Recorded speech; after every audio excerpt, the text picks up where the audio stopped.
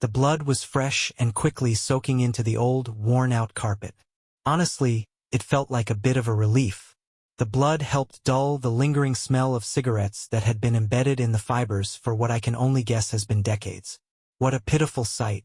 I found her sprawled out on the floor, her hair, gray and white, curled around her head, and her body, all wrinkled and covered in age spots, looking like it was shriveling up.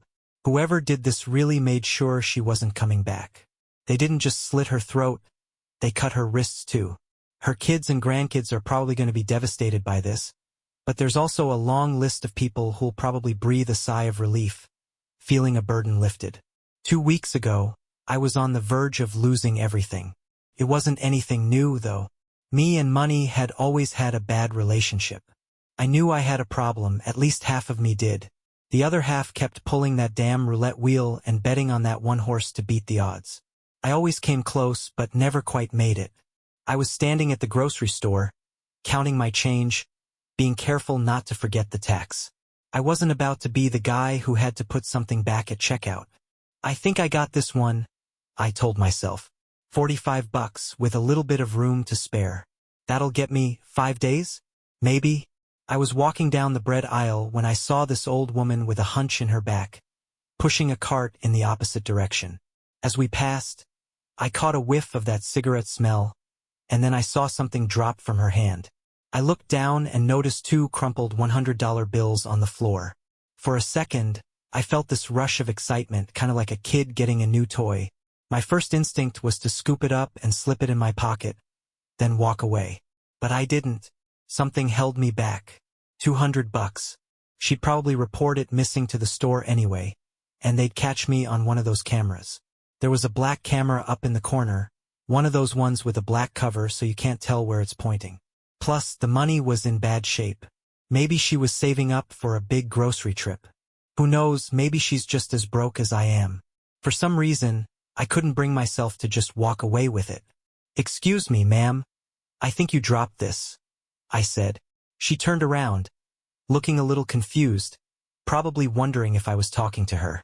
Her eyes, bright turquoise, were unlike any I had ever seen. They were beautiful, but they gave me this eerie feeling, like they were staring right through me. I realized I had been looking at her for too long. "Sorry, I think you dropped some money," I said again, handing her the 2 $100 bills. She was stunned. "Oh, thank you so much. How did I even manage that?" "Thank you." I nodded, starting to walk away, but she stopped me. "Wait. I have something for you," she said. She reached into her purse and, without even thinking, handed me 2 more crisp $100 bills. That's $400 in total. I figured she wasn't really aware of what she was doing. "No need, ma'am," I said, gently pushing her hand back. "I know," she replied. "And now it's yours," she said, holding the money out to me again, more insistently this time. "That's really kind of you, but I can't take this," I told her. "That's a lot of money. You could have walked away with what you found," she said. "But you didn't. Now you have double." I stood there for a moment, thinking it over. "If I needed it, I wouldn't be giving it to you," she added. Something about her words made me reconsider, so I took the money. "Thanks," I said. "You have no idea how much this means to me." She looked down at my cart, which only had a loaf of bread and a can of baked beans in it. "Looks like you still have some shopping to do," she said with a smile, before turning away and pushing her cart down the aisle.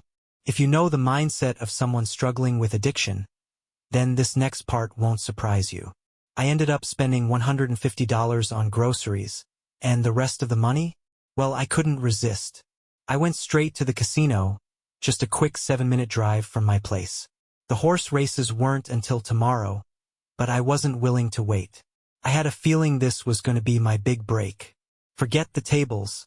I didn't want to waste my cash tipping the dealer. I headed straight for the slots. I told myself I would only spend $20, maybe $50 if things went badly. But before I knew it, I had dropped $200. I was losing control, getting wrapped up in the excitement. I walked up to the self-serve roulette table. A chair was open, and 6 others were gathered around the wheel, staring at it as it spun.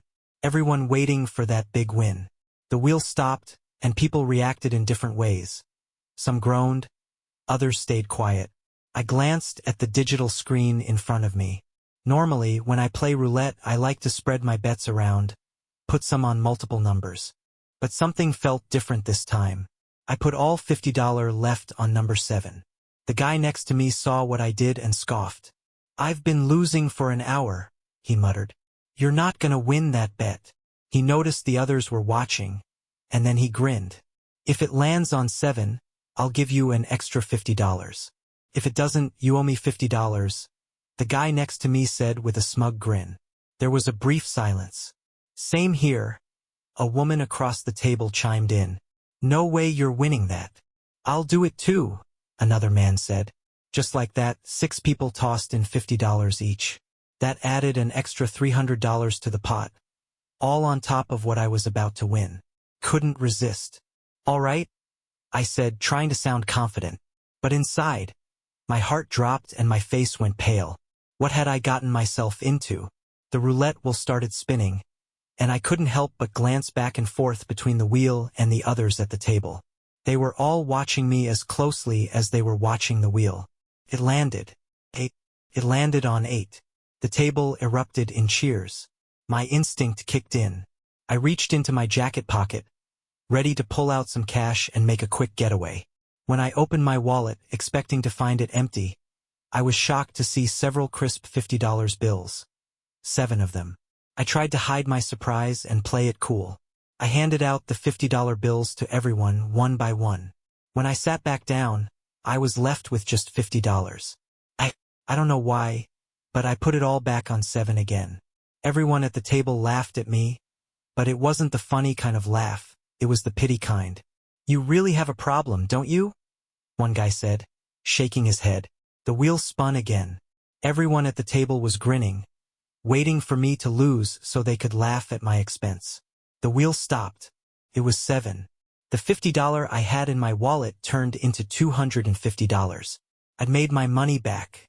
The others were staring at me, shocked. Again, I don't know what came over me, but I placed the entire $250 on 8. Now they were really getting annoyed. "You're kidding, right?" one guy muttered. "This is ridiculous," another woman added. The wheel spun. There was this tense silence in the air, a feeling of anticipation I'd never felt before. It landed. I'd won another $250. Couldn't believe it. I'd never won anything gambling before, not even $1. The table went quiet. 3 people stood up and left, clearly pissed off. I couldn't explain it, but this strange force inside me was urging me to walk away. And so I did. I got up and left the table. I walked straight out of the casino. Normally, I'd keep going, but something inside me was telling me to stop. I had to listen. Back in my tiny apartment, I threw my keys on the kitchen table. It was a cliché, really, a person struggling with money staring at overdue bills. There they were, the 2 overdue credit card statements and an electric bill notice, sitting there on the table. I sat down. What had just happened? Finally, winning at gambling didn't feel the way I thought it would. Coming face to face with my addiction again, I was actually surprised at how easily I walked away from the table without blowing all my winnings. I was shocked to find myself actually wanting to deposit the money at the bank the next day to start paying off my debts. Responsibility, that was a new feeling for me. I grabbed my jacket and keys and suddenly felt antsy, restless. I decided to head over to the coffee shop across the street for a change of scenery. I got myself an iced Americano and stood outside the coffee shop, letting the breeze hit my face. After a few minutes, an older woman with a cane appeared on the sidewalk. It was strange. I hadn't seen her cross the street, nor had I noticed her coming from down the block. Then I realized who it was. It was the same woman from the grocery store. "Oh, hello there. What a surprise. How are you?" She greeted me like we'd known each other for years. Her smile was warm, but her turquoise eyes showed no emotion. "Good. Just grabbing some coffee. How about you?" I answered, a little confused. "Me too. An iced Americano always makes my day," she said. She stopped right in front of me and kept talking. "How has the rest of your day been?" she asked, referring to our encounter at the store. Good. Thanks again, I said, unsure of where this conversation was going. She smiled wider. Be careful now. Nothing lasts forever. The good and the bad, they both come and go, she said. At first, I thought it was just some corny old person wisdom, telling me to be smart with the money she'd given me. I rolled my eyes a little, trying not to let her comment annoy me. Like how people expect a thank you for tipping the barista. I gave her a polite smile. She walked past me, and I heard the little metal bells on the coffee shop door jingle as she went in. I turned to watch her, curious if she was a regular, wondering if I'd see her again. But when I looked inside, she was gone. The coffee shop wasn't that big, and I could see the whole front area from the window. There was no way she could have disappeared that fast. She was just gone. Strangely, I wasn't panicked or freaked out. I felt calm. It was like the strange feeling I had from the casino was still with me, and I didn't feel the need to question what had just happened. Not right then. I finished my coffee and walked back across the street to my apartment. I hung my jacket up and dropped my keys on the table again. It was only 3 p.m., but suddenly, I felt drained, just completely exhausted. I took a shower and crawled into bed. I woke up at 7 a.m., feeling strangely refreshed. The sun was just starting to rise, and I sat at the window, sipping my coffee while watching the birds and random people passing by. It was a quiet, peaceful morning, and I couldn't help but feel a little calm. I had some cereal, took a shower, and then headed out to the bank to deposit the winnings from yesterday. Waiting in line, I started to feel this wave of nervousness come over me, like something wasn't quite right. My mind kept jumping between feeling good about the day ahead and this intense sense of dread. I couldn't make sense of it. When it was my turn, I handed the teller my deposit slip and took my wallet out to hand her the money. But when I opened it, not only was the cash from yesterday still there, but there was an extra $50. I stopped for a second, confused. Was I losing it? Forgetting things? The teller waited, her gaze unblinking. Sir, are you making a deposit? She asked. I snapped back to reality. Yes. Sorry, I muttered, handing her the money. I kept the extra $50 for myself. Felt weird, but I couldn't bring myself to question it. I left the bank, unsure of what I had just done. Next stop, the racetrack. It wasn't busy. A quarter of the usual crowd was there. I wandered through the betting room, looking at the horses for the day. I never got why they named horses like kids from the 40s. Flash Trixie? Cornucopia? What even was that? But then, something strange happened. That feeling from yesterday, that same force washed over me again. My attention shifted to horse number 7. I didn't care about its name. The odds were decent, and the record was nothing special, but something inside me just told me to focus on it. I walked up to the counter, keeping it short. #7. First place, I said, sliding my money over. The betting teller, with dead eyes, took my cash without a word. As I handed it over, I realized I'd just given him 5 $100 bills. I thought I had just deposited $500 at the bank? What was happening? For a split second, I wanted to stop him, ask what the hell was going on, but I couldn't move. I couldn't speak. He handed me a ticket. I grabbed it and walked away, feeling like a passenger in my own body. Outside, I stood by the track, watching as the horses lined up. An overly confident guy stood next to me, sizing up the horses. Which ones you got? He asked. #7, I said, not looking at him. What place? He asked. First, I answered, barely even thinking about it. He scoffed. Well, good luck with that, he muttered. I didn't respond. The bell rang, and the horses were off. The ground beneath me shook with the pounding hooves. The speed was unreal, but for the first few moments, it felt like nothing was happening. Horses in the same positions, barely shifting. But then number 8, some absurdly named thing like Blitz of Coffee, shot forward and took the lead. Number 7, my horse, lagged behind. It was third from last. Oh geez, you're not doing too hot, buddy, the guy said. I didn't acknowledge him, The race moved on, and out of nowhere, number 7 started picking up speed. It passed a few horses, moving from near last to 10th, 8th, then 3rd. My heart started pounding. Could it really do this? Could it actually win? I put number 8 on first, the guy said. Looks like it's gonna take it. The race was almost over. Number 7, now in second, was gaining. The crowd cheered. I could feel my pulse in my throat. Then, in the final stretch, number 7 pushed ahead. I thought it might actually win. But number 8 crossed the finish line first, just barely ahead. Number 7 came in second, less than a length behind. The guy next to me started jumping up and down. Yes, that's how you do it, he yelled, waving his ticket. He turned to me. Maybe next time, bud, he said, heading inside to collect his winnings. But before he could get in the door, 3 guys, 2 huge, muscle-bound men and a smaller man in a suit, walked out toward me. The smaller man stopped in front of me and looked at me like he was waiting for something. Hi, I said, confused. Well? The short man asked. There was a beat of silence. Pay up, he snapped, irritated. I don't know what you're talking about, I stammered. He rolled his eyes, pinched the bridge of his nose and sighed. You lost. Pay up.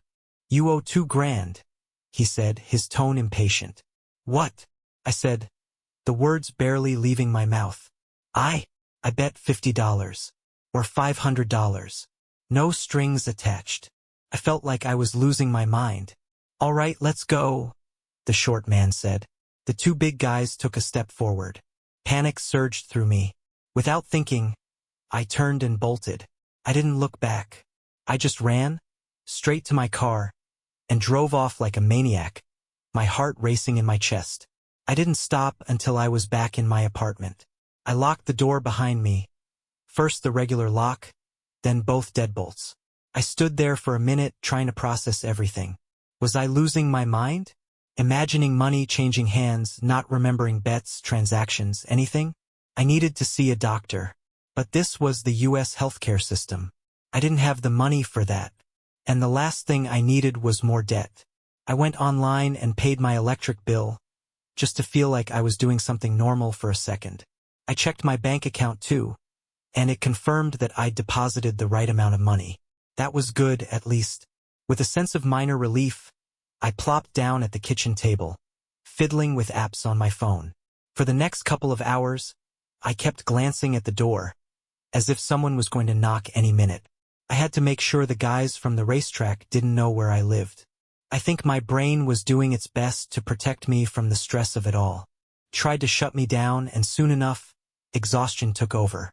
I fell asleep before I even realized it. The nightmare that followed was something else entirely. It wasn't like any dream I'd had before. I found myself standing in total darkness. Like, not a room, but an endless black void. I could feel the ground beneath me, but there was no horizon, no walls, no ceiling. Just endless black space stretching out all around. About 20 feet away, I saw her, the old woman who had given me the money. I'd seen her a few times now, including in this nightmare. She just stared at me with those piercing turquoise eyes. Time felt strange in that space, like it stretched on forever, but it was probably just a few seconds. She held out her cupped hand. Inside it was a small, black kitten, barely a few days old. It was squealing, desperate for its mother, for something. I didn't know what to do. She just stood there, holding the kitten out toward me, as if waiting for me to take it. After a moment of hesitation, I extended my hand. Something inside me took over like a natural, nurturing instinct. The kitten just appeared in my hand. Neither of us moved. I held it close, trying to calm it down. "SHHHH, it's okay," I whispered, gently stroking its tiny, trembling body. The kitten's frantic squealing slowed, and soon enough, it was purring softly. Felt almost peaceful. But then the air changed. The kitten went silent, and I could feel a heat in my palms. My hands began to burn. The kitten started to scream. A horrible, guttural sound that wasn't like anything I'd ever heard before. It was inhuman, a tortured cry that felt like it came from more than just one creature. The sound twisted through the air, and it was unbearable. I dropped the kitten, feeling the flames burn through me. The kitten hit the floor with a soft thud, but it kept screaming. I could only watch in horror. I looked up at the old woman again, but this time her expression had changed. She was smiling, grinning. The kitten's screams faded, and the fire burned out. What was left was a charred, lifeless body. I could hardly breathe. My heart hammered in my chest as I looked back at the old woman. And then, she was right in front of me, her face inches from mine. I woke up with a jolt, gasping for air, drenched in sweat. I couldn't shake the feeling that the nightmare had been real, like it had crawled out of my subconscious and made its way into my waking world. It took me a moment to calm myself. I sat up in bed, breathing deeply, trying to center myself. I showered and made some coffee, hoping it would help clear my head. I sat down at the kitchen table again, but nothing felt right. I had to get out. I needed to move around, breathe fresh air, maybe even grab another coffee from across the street to wake up properly. I went to the window and glanced down at the coffee shop to see if it was busy. That's when I froze. There she was again, the old woman standing outside the coffee shop, talking to some guy. The moment I saw them together, the panic hit me. The feeling I'd had before, that cold, sinking sensation, came rushing back. I watched as she reached into her purse and handed the man some money. I couldn't just stand there and let it happen. I had to warn him. I threw open the window and started shouting. Hey man, don't take that money. She's not who you think she is. She's trying to trick you. Walk away. The man looked up at me, confused and alarmed, his eyes darting between me and the old woman. She, on the other hand, shot me a look that was so full of silent, seething rage, it made my skin crawl. I didn't stop. It's not safe. Go. Walk away. Right now. For a moment, the man hesitated, looking back at the old woman with a mix of fear and disbelief. Then he took a step back and started walking away, quickening his pace. The old woman stood still, her gaze locked on me with a fury that felt almost tangible. I slammed the window shut, my hands trembling. When I looked back down, the old woman was gone. But something else caught my eye. On the kitchen table, where I had been sitting just moments ago, there was a wrinkled $1 bill. It had brown, splotchy stains all over it, as though it had been soaked in something. I felt a cold shiver run down my spine. I'm not religious. I'm not spiritual. I don't even know if I'd call myself agnostic or atheist. But there are some things, as many people would agree, that science just can't explain. And this, whatever this was, it wasn't normal. Something was deeply wrong. I didn't know how much longer I could pretend it was just my imagination running wild. I could keep letting things spiral, or I could try to stop this now, before I lost any more of myself to whatever this was. I wasn't going to accept this. She wasn't here with me, at least not visibly, to take the money back.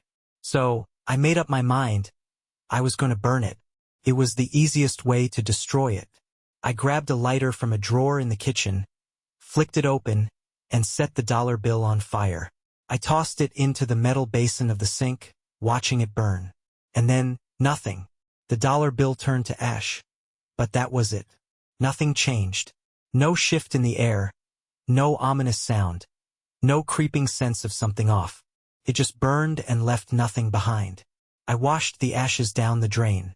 But then, there were 3 knocks on my door.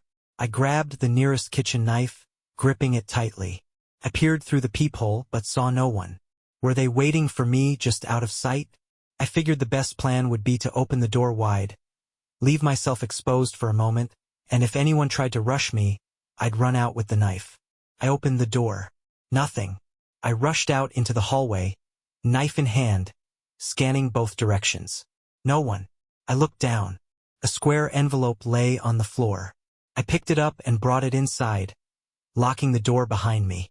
When I opened the envelope, I pulled out a torn page from a small notebook.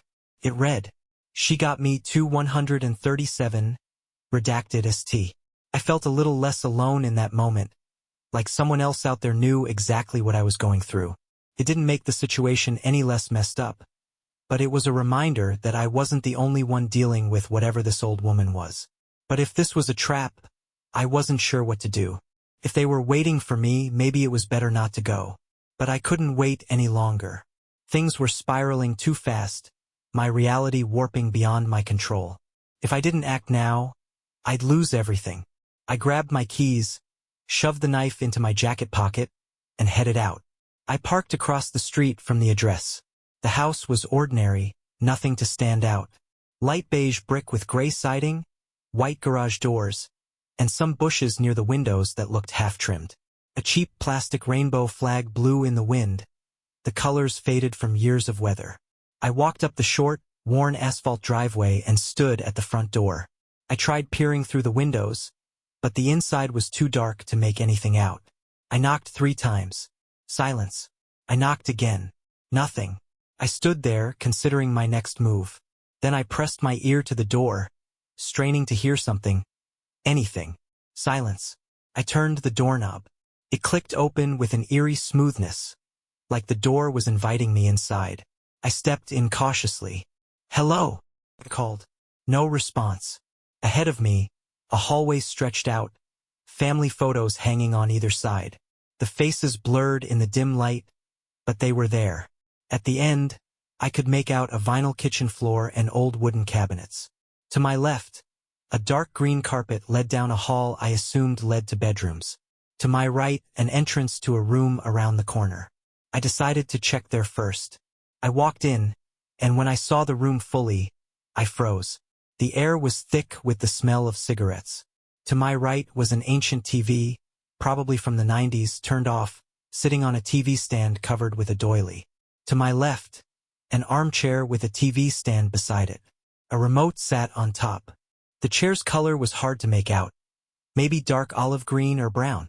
But what caught my eye was what lay sprawled on the shag carpet in front of the armchair. The old woman. Blood soaked the carpet around her. It was fresh, and it was quickly being absorbed by the fibers of the old carpet. Where the blood didn't color the carpet red, the rest of it matched the light beige outside of the house. It was strange, almost relieving in a way. Her blood dulled the stench of stale smoke that had permeated the room for who knows how long. Whoever did this had made sure the job was done. Her throat had been slit, along with both her wrists. The photos of family on the walls. They wouldn't be happy. But I think there were some people who would breathe easier knowing she wouldn't hurt anyone else. Suddenly, I heard a door creak somewhere down the hall. The soft sound of footsteps on carpet followed. Panic surged through me. I turned and bolted for the front door, which I'd left open. I didn't look back until I was in my car, speeding down the road as fast as I could without glancing over my shoulder. 2 weeks passed. I saw an article online from a local news outlet about the old woman's house. The police were investigating, but they didn't have any answers. In any other circumstance, I would have gone to the authorities, especially if I thought I was being framed. But this wasn't murder. Not in the way most people would think. This was someone putting an end to a malevolent force. I couldn't risk explaining anything to the cops. They wouldn't understand. I'd end up in a psychiatric ward, maybe even for longer than I'd serve in prison. So I decided, if they came after me, fine. But until then, I was free. Free of whatever the old woman was trying to do to me. I started going to recovery meetings for my gambling problem, and it felt like things were finally starting to get better. For the first time in a long time, I felt confident about my life. I even applied for a job that was not only higher paying but something I was actually passionate about. And I got the offer. I told them I could start the next week. One Sunday morning, I woke up feeling more rested than I had in ages. I made some coffee, sat by the window and watched people walk by. The wind rustled the trees, and the leaves fluttered down the sidewalk. The coffee shop across the street was busy. People lined up inside trying to warm up. I finished my coffee and stood up to put the cup in the sink. That's when I saw it. Something crumpled up in the drain. I pulled it out, unfolded it, and found myself staring at the familiar shape of a dollar bill.